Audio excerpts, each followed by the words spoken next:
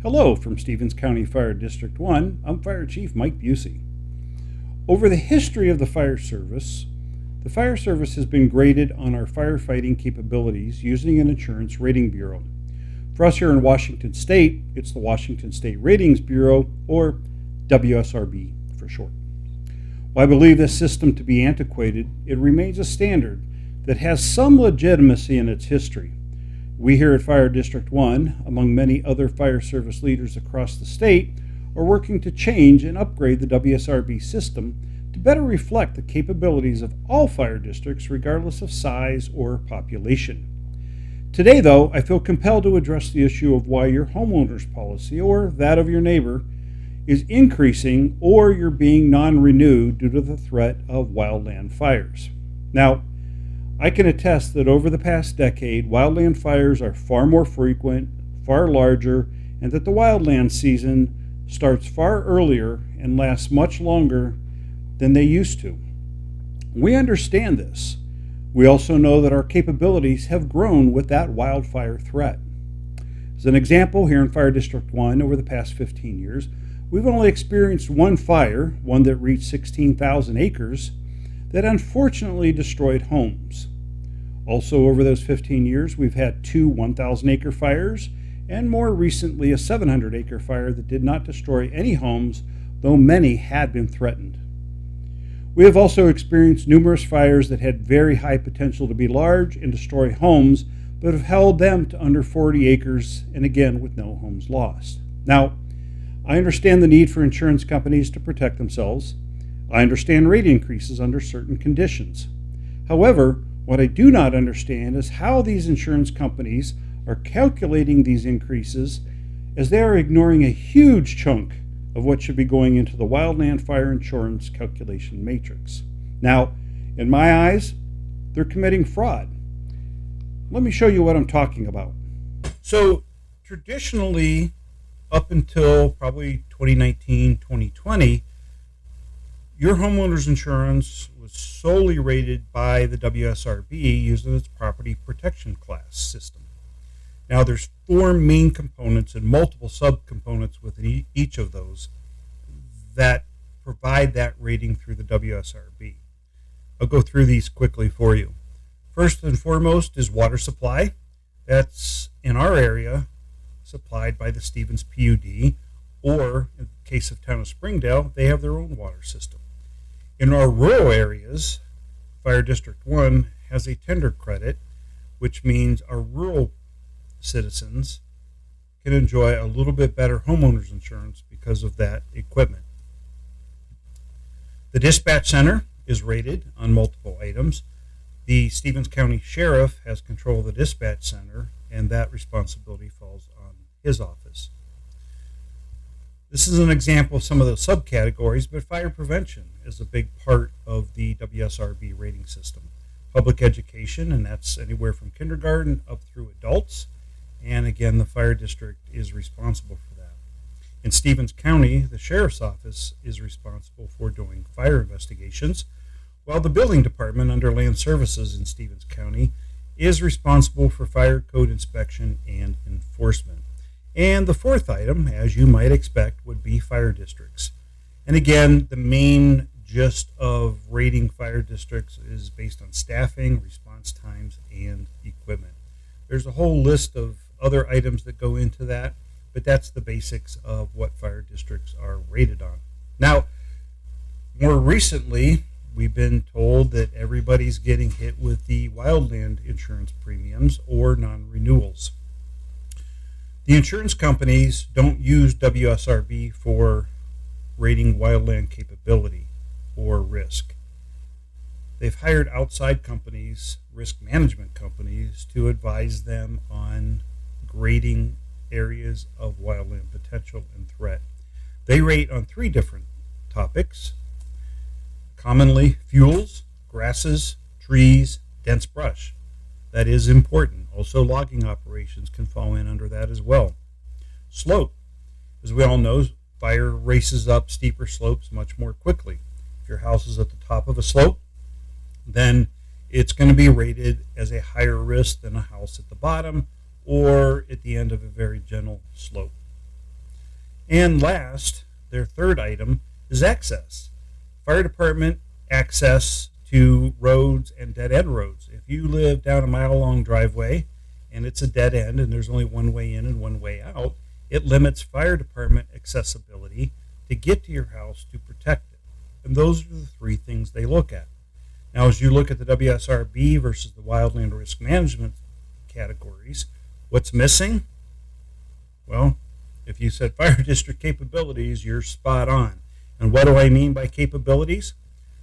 Well, I think we could get rated on several different categories, and I'll show you a few here. Auto aid, and there's two different points to auto aid. And the first one I'll explain is when you call 911 because you see smoke, they tone out the fire district. DNR is already listening to that, and they may have gotten the call first. So both agencies, at least in Fire District 1, are starting towards that fire. In other areas, it could be the Forest Service, DNR, BLM. I think Fish and Wildlife have those capabilities. So that becomes an important factor that we should be graded on. Another thing that we should be graded on, what about that proximity to aircraft? There's over 40 aircraft available throughout the state. And here at Fire District 1, several of those units, planes and helicopters, are available less than 5 miles away from us. In relation to that, proximity to natural water sources, so those aircraft have a place to quickly refill and get back to the fire. But it also helps us for ground units to fill our water tenders and use our pumps to pump water to the fire. Neighboring districts, this is the other part of the automatic aid that I'm talking about, but your neighboring district should have a very good and distinct capability for wildland firefighting. Fortunately for Fire District 1, we're surrounded by fire districts that have very good wildland firefighting capabilities. Staffing during fire weather. This is becoming more and more important. Since 2015, Fire District 1 has always done severity staffing. And what that means is during a severe fire weather watch or a red flag warning, we make the decision to put as many people into our rigs as are willing to work that day for us. We have found that getting more people on the fire more quickly with more apparatus quickly controls those fires. And that should be a ratings point when it comes to the wildland assessments that these companies are doing. Brush trucks per square mile should be a part of this. We have 10 brush trucks, which means approximately 1 brush truck for every 40 square miles. That's actually a pretty good ratio. Wildland training is a huge part of these fire district capabilities as well, and we should be graded on that. Anywhere from basic wildland fire operations to more advanced structural protection to even districts that have assigned people to incident management teams. All should be included as part of that wildland fire training. The aforementioned water tenders, Fire District 1 employs 7 of them. One of them is a tactical tender and can go off-road much more easily, and it is requested quite a bit to do so. They're interested in protecting your structure, your home. We have structural engines that should be included in the Fire District Capability section. How many overall personnel does that fire district have? In Fire District 1 right now, we have 10 career, we have 4 part-time, and approximately 50 volunteers. Almost all of them are currently trained to the wildland fire training standards. The more people you have, the more severity staffing you can do, the more brush trucks you can put in service, the more water tenders that respond, and the more structural engines that can respond as well. Number of personnel should be included. Access to strike teams. Now these are groups of 4 or 5 brush trucks, maybe a water tender, strike team leader. In Fire District 1, we have access to a strike team in Spokane County, and we have access to a strike team here in Stevens County. And we can usually get those to our scene in an hour to an hour and a half. Specialized equipment, we talk about standalone pumps that can pump water from water sources, UTVs that can get equipment and personnel to more remote locations to get to a remote fire, and then that tactical tender that I had mentioned earlier on. We should get additional credit for that. Now, This is controversial, but if your district has any type of fireworks use in it, in Stevens County, fireworks are legal. So we should get dinged on that. But it should be an important part for those areas that do not allow fireworks. They should get extra credit. Burn bans. How are burn bans put on? How are they enforced? Those become something of an important factor as well and should be considered. Fire-wise, fire-ready communities should be included. Fire District 1 doesn't have any of those, but we are starting to do some structural assessment, especially up in the Springdale area as part of a trial program. And another controversial point, but it's important.